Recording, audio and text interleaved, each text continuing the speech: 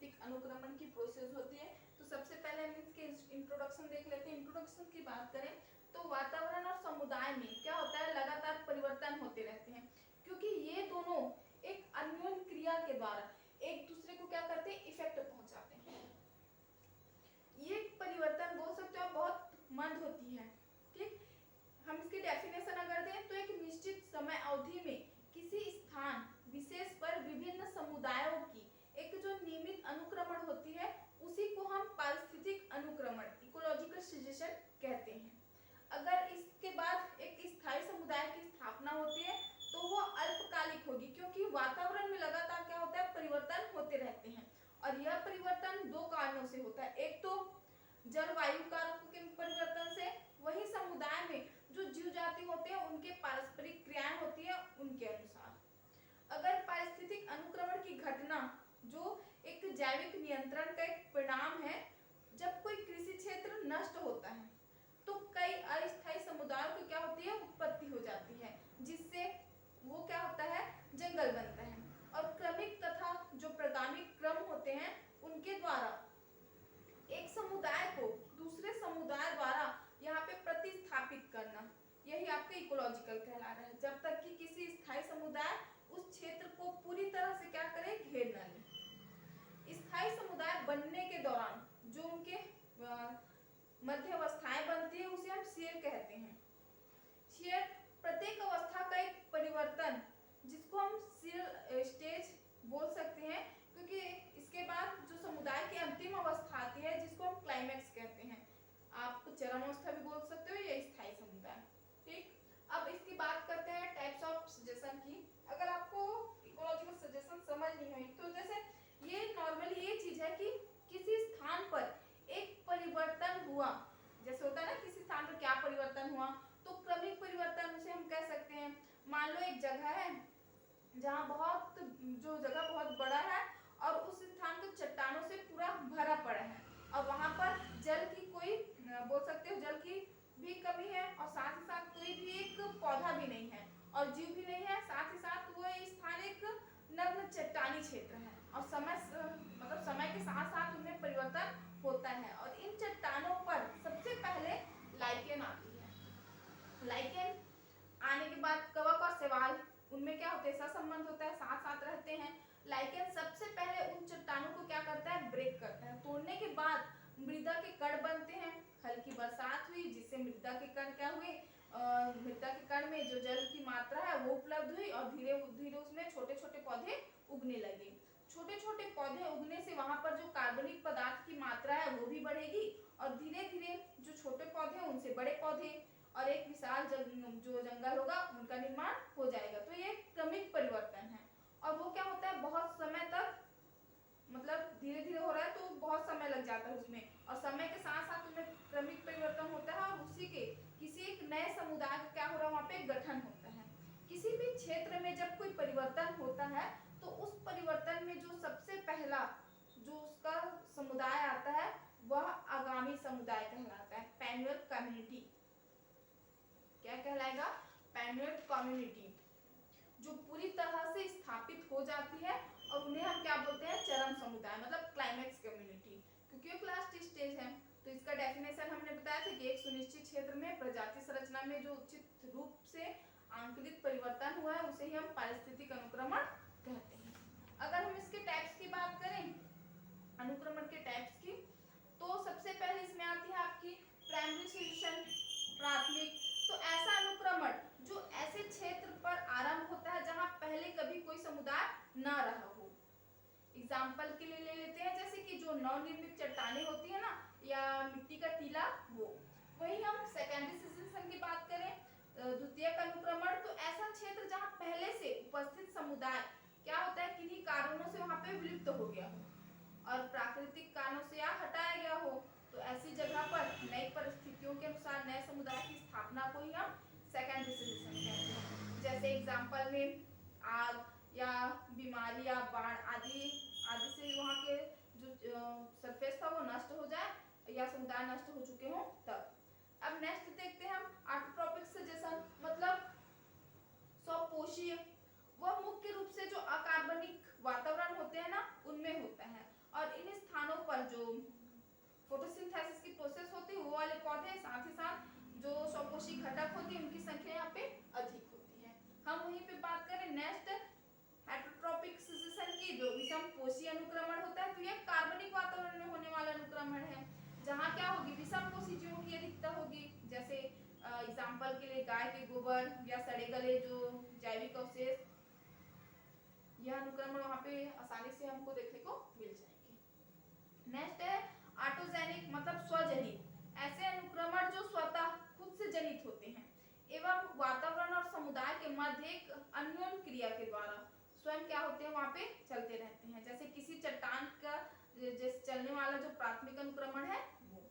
वही नेक्स्ट है आपकी एलोजेनिक, तो ये अन्यत्र जनित अनुक्रमण है जो बाह्य कारकों द्वारा होने वाली अनुक्रमण, जो एक प्राकृतिक वातावरण साथ ही साथ समुदाय के मध्य ये भी अन्योन्य क्रिया के अतिरिक्त बाह्य कारणों से इफेक्टेड होती है। जैसे तालाब में उर्वरक के जो प्रयोग है ना उससे समुदाय में होने वाला कुछ परिवर्तन। नेक्स्ट आती है आपकी हाइड्रोसेल, मतलब जो जलक्रमक होते हैं, जैसे जलीय आवास में होने वाला अनुक्रमण, जिससे अंतिम चरण में क्या हो जाएगी वहाँ पे जल लुप्त हो जाएंगे और वो जो लास्ट स्टेज होगी चरम अवस्था के रूप में वहाँ पे वृक्षों की क्या हो जाएगी अधिकता हो जाएगी। जैसे एग्जाम्पल हम यहाँ पे ले सकते हैं आपके तालाब का।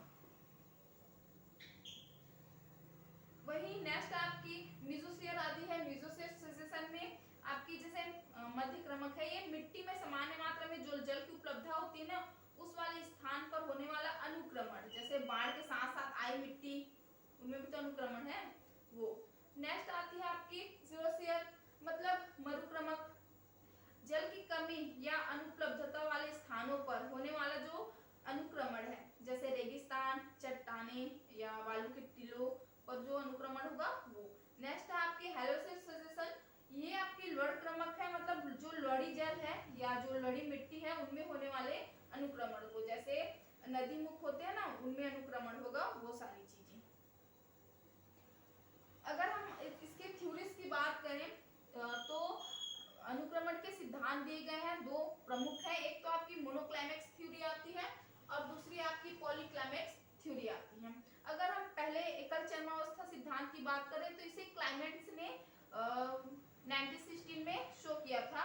इस सिद्धांत को प्रस्तुत किया था, साथ ही साथ इन्हें बताया था कि एक ऐसे क्षेत्र विशेष में यदि किसी जो सरल समुदाय होता है उनमें उचित समय तक रहने, किसी को सरल समुदाय में उचित समय तक रहने दिया जाए तो समय में क्या होगी उस समुदाय में एक ही जो चरमावस्था होगी वही स्टेज तक पहुंचती है, जिसे हम एक चरमावस्था कहते हैं। जो जैसे जलवायु विषयक है उसके क्लाइमेट या इसे हम जैसे उसकी जलवायु की उसकी लास्ट स्टेज पहुंचेगी केवल एक ही स्टेज पर, उसे हम क्लाइमेटिक क्लाइमेक्स कहेंगे, क्योंकि जो जलवायु को चरम अवस्था है उसके लिए इसमें ये सर्वाधिक उत्तरदायी होता है। वही आपकी पॉलीक्लाइमेक्स थ्योरी, तो यह जो यूरोपीय परिस्थितियां थी ना उस पारिस्थितिक कार्यकर्ताओं के द्वारा ये प्रतिपादित की गई थी, टेंसले थे उन्होंने किया था, जिनमें बताया गया कि अनुक्रमण जो अंतिम स्टेज है उसकी ओर जाती है, किंतु वह अंतिम अवस्था एक विशिष्ट वातावरणीय या जो जैविक परिस्थितियां ना उसके अनुसार क्या होगी कन्वर्ट होगी या बदल जाएगी। अब इसके पैटर्न की बात करते हैं हम, किस तरह से पैटर्न है इसमें, इसके प्रतिरूप किस तरह से है अनुक्रमण के। तो इनकी प्रकृति और आर्द्रता के आधार पर अनुक्रमण इस टाइप्स के होते हैं, जिसमें दो इंपॉर्टेंट है आपकी हाइड्रोसेयर और जीरोसेयर, जिसमें जलक्रमक और मरुक्रमक। जलक्रमक के आपके कौन के एग्जांपल है, वही आपकी रॉक के एग्जांपल है जीरोसेयर की। हम अब देखते हैं इसके जलक्रमण की। तो सबसे पहले जैसे वास स्थान के आधार पर जो अनुक्रमण होते हैं स्टेप्स के होते हैं, तो ऐसे स्थान पर होने वाले अनुक्रमण जो जल में हो उसे हम जलक्रमक कहते हैं। जैसे आपके एग्जांपल तालाब, जलाशय, तालाब में क्या होगा धीरे धीरे जो पादप पल्लवक होते हैं वो जंतु पल्लवक, छोटे मछलियां या फिर कह सकते हैं पौधे, पेड़ पौधे क्या होंगे उगना शुरू करेंगे और तालाब का एक अस्तित्व खत्म कर वहां पर बड़े पेड़ आ जाएंगे और तालाब वहां पे नहीं रहेगा, तो ये क्या कहलाएगा जलक्रमक। ये क्या होते हैं, वही हम बात करें होते हैं उनमें किस तरह से अनुक्रमण होता है, तो ऐसे स्थान जहाँ जल की क्या होगी, बिल्कुल भी कमी नहीं होगी, वहाँ पे जैसे जल की बहुत कमी हो गई है और उस स्थान से होने वाले जो अनुक्रमण है उनको ही हम मरुक्रमक कहते हैं। और इसे पुनः दो भागों में बांटा जाता है, एक तो आपकी लेथोस्फीयर होती है मतलब नग्न चट्टाने, और दूसरी आपकी जैसे नग्न चट्टाने तो ऐसे अनुक्रमण जहाँ जो चट्टानी एरिया होता है ना उनमें अनुक्रमण हो, वही आपकी सैमोमियर्स होती है, इनमें भी बालुक्रमक होते हैं, तो ऐसे स्थान पर होने वाला क्रमण जहाँ पर चारों तरफ क्या हो, बालू हो। और वही लड़ मृदा क्रमक तो हेलोसियस, ऐसे स्थान जहाँ की मृदा में जो लड़ की मात्रा है ना अधिक हो और वहां पर होने वाले क्रमण को हम हेलोसियर क्रमक कहते हैं। तो ये जीरोसियस के टाइप्स होते हैं। चलिए अब देखते हैं हम तालाब में होने वाले अनुक्रमण। तो तालाब में जो सबसे पहले आने वाले जीव है वो है आपके फाइटोप्लैंक्टन्स मतलब पादप पल्लवक। यह एक आगामी समुदाय कहलाते हैं, पैन्यूल कम्युनिटी शो करते हैं। आखिरी में परिवर्तन के बाद यहाँ पे क्या हो जाता है, आपका जल खत्म हो जाता है और एक वन का निर्माण होता है जिसे हम लास्ट चरम समुदाय कहते हैं। जैसे जलीय प्रदेशों में, जलीय प्रदेशों में क्या होता है, सर्वोत्तम वहां पे क्या होंगे, आपके पादप पल्लवक आएंगे, उनका समूहीकरण होगा, उसके साथ साथ उनमें जंतु पल्लवक भी आएंगे, उनका भी निर्माण होगा और धीरे धीरे उनके विभिन्न जो क्रमिक समुदाय हैं सेरियल कम्युनिटीज उनमें प्रतिस्थापित होने मतलब होते रहते हैं और एक स्थायी स्टेज तक क्या हो जाएंगे, कन्वर्ट होने तक उनकी लास्ट स्टेज क्लाइमेक्स स्टेज आ जाएगी, उसका निर्माण हो जाएगा। जैसे सबसे पहले क्या आएंगे, पादप पल्लवक आएंगे, फिर उसमें जलमग्न वाले पौधे आएंगे, फिर पलावी पौधे आएंगे, फिर घास आएगा और लास्ट में चरम समुदाय। इस जल क्रमक में निम्नलिखित अवस्थाएं आती हैं। सबसे पहले आपका आएगा जो फाइटोप्लैंक्टन होते हैं वो स्टेज, पादप पल्लवक अवस्था। तो पल्लवक के रूप में नील हरे शैवाल या जो जीवाणु सूक्ष्म जीव क्या होंगे, तालाब में रहने वाले जितने भी हैं वो सारे ग्रो करते हैं, जिससे प्रकाश संश्लेषण करने की क्षमता क्या हो जाती है, वो होती है और पूरे तालाब का क्या करेंगे, भरण पोषण करते हैं। साथ ही साथ जो सूक्ष्म जीव है वो हवा के माध्यम से उनके बीजाणु क्या होंगे, जलाशय में पहुंचते हैं और अंकुरित करते हैं। साथ ही साथ अनुकूल समय आने पर क्या करेंगे, ग्रोथ भी करेंगे। इसके पश्चात जंतु पल्लवक का निर्माण होगा। उसके बाद जो जंतु पल्लवक है वो क्या करेंगे, पादप पल्लवक को खा करके जिंदा रहते हैं, जिससे दोनों का क्या होगा, संतुलन बना रहता है। इन सभी सूक्ष्म जीवों के मृत होने पर जो कार्बनिक पदार्थ की मात्रा है उनमें वृद्धि होती है और यहाँ पे क्या होगा, मृदा का निर्माण होगा। इसके बाद आपकी सेकेंड स्टेज आती है रोटेट श्रमिक स्टेज। आपकी रोटेट श्रमिक स्टेज में क्या हो जाएंगी, यहाँ पे कुछ जो जड़ी जलमग्न अवस्थाएं आती हैं जिनमें धीरे धीरे जो कार्बनिक पदार्थ की मात्रा है ना वो बढ़ती है और मृदा का निर्माण होता है, जिससे नए नए पौधे का निर्माण होता है। जो जल निमग्न पौधे होते हैं जैसे हाइड्रिला, वेनेस्नेरिया, यूट्रिकुलेरिया, ये सारे, और इनके मृत होने पर इनका विघटन होता है, पुनः कार्बनिक पदार्थों की मात्रा उनमें क्या हो जाएंगी, बढ़ जाएंगी और लगातार जलाशय के तल में क्या होगी, मात्रा बढ़ने लगती है। साथ ही साथ जल की वहां पे कमी भी लगातार होते हैं। इसके बाद आपकी इसमें रोटेट फ्लोटिंग स्टेज आती है। रोटेट फ्लोटिंग स्टेज में आपके जो जल निमग्न पौधे होते हैं ना उनके बाद उनमें मूल आरोपित पौधे आ जाते हैं, जिनकी जड़ जो नीचे सरफेस पे कीचड़ युक्त उनमें होती है, लेकिन पत्तियां जल की ऊपरी सरफेस पे होती है। जैसे कमल, सिंघाड़ा, इनकी पत्तियां बड़ी होती हैं, साथ ही साथ जिससे वे क्या करें, प्रकाश नीचे जल में नहीं पहुंच पाता, जिससे जो जल निम्न पौधे होते हैं ना वो वहाँ पे आपकी नष्ट हो जाती है। साथ ही साथ वो जो वाष्पोत्सर्जन की क्रिया होती है उसके कारण जल की मात्रा में भी कमी हो जाती है। इसके बाद आपकी रेड सॉम स्टेज आता है, दलदली अवस्था आती है। दलदली अवस्था आने पर आपकी यहाँ पे इनमें जो उभयचर अवस्था भी कहते हैं इसको हम, क्योंकि इस अवस्था में उगने वाले जो पौधे होते हैं ना उनकी जड़ें तो कीचड़ में होती हैं, लेकिन तने ज्यादातर जो हवा वाला भाग है उस सरफेस पे होता है। इस तरह से इन्हें हम उभयचरी कहते हैं, क्योंकि ये जो सेजिटेरिया होती है या टाइफा वो इसके मुख्य होते हैं, क्योंकि फलस्वरूप उनकी अगली अवस्था का क्या हो जाता है, वहां पे आगमन होता है। नेक्स्ट आपकी आती है दलदली घास अवस्था, जिसे हम सैड्ज या मर्ज मिड स्टेज कहते हैं, क्योंकि इस अब दलदली में पानी की क्या हो जाएगी, कमी होगी और फिर भी वहां पे हल्का जल रहेगा। अब वहां पर क्या हो जाएगी, घास अवस्था आने लगती है, मतलब उस स्थान पर घास का उगना आरंभ हो जाता है। आरंभ होने पर उनमें दो जो कुछ कुल के पौधे होते हैं, जैसे मोथा कुल और घास कुल के जो पैसियस फैमिली, इसके कैरिकस और साइपेरस, इनका उगना क्या हो जाता है, स्टार्ट हो जाता है और दलदली घास अवस्था आ जाती है। नेक्स्ट वुडलैंड स्टेज आती है। वुडलैंड स्टेज में आपकी लास्ट तक पहुंचने तक, वुडलैंड स्टेज में इस अवस्था में जो झाड़ियों वाले पौधे होते हैं ना, वो उगने लगते हैं, जैसे कॉर्नस, सैलिकस, और इसके बाद जो पपुल्स, अल्नस होते हैं वो उगने लगते हैं। साथ ही साथ वहाँ पे जल की जो अत्यधिक कमी होने लगती है। नेक्स्ट आती है आपकी क्लाइमेक्स कम्युनिटी, चरम समुदाय, मतलब उस स्थान पर धीरे धीरे जो ह्यूमस है उनकी वृद्धि होती है और मृदा में उपस्थित जितने भी जीवाणु कवक उनकी भी वृद्धि होने लगती है। इनकी वृद्धि के साथ साथ मृदा में जो पोषक मात्रा है उनमें भी वृद्धि होती है। अब उनमें जो बड़े बड़े वृक्ष हैं वो उत्पन्न होते हैं और बड़े बड़े वृक्ष मिल करके यहाँ पे वन का निर्माण करते हैं। वन के निर्माण में जो जलवायु की महत्वपूर्ण भूमिका होती है, अगर किसी क्षेत्र का जलवायु वर्षा क्षेत्र अधिक है तो वहाँ जो वन होगा वो क्या होगा, घना सदाबहार होगा। अगर शीतोष्ण क्षेत्र है तो वहाँ पर मिश्रित वन होगा। अगर वही उष्णकटिबंधीय क्षेत्र है तो वहाँ पर जो वन होगा वो पतझड़ प्रकार का बनेगा। तो इस तरह से क्लाइमेट कम्युनिटी आ जाती है।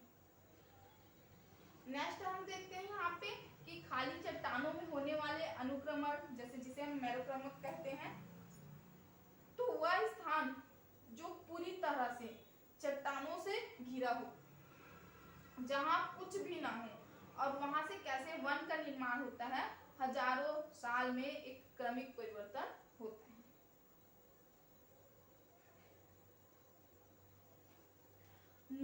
जो मरुक्रमक होते हैं ये क्षेत्र अति शुष्क अवस्था में होती है, जहाँ जल की कमी होती है और ऐसे स्थानों में जीवन संभव भी नहीं होता।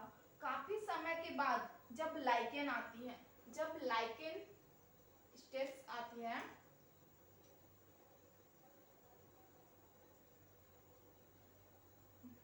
तब जीवन की उपस्थिति वहां पर होती है, क्योंकि धीरे धीरे यह क्या होगा, परिवर्तित होगा और क्या करेगा, वन का निर्माण करेगा।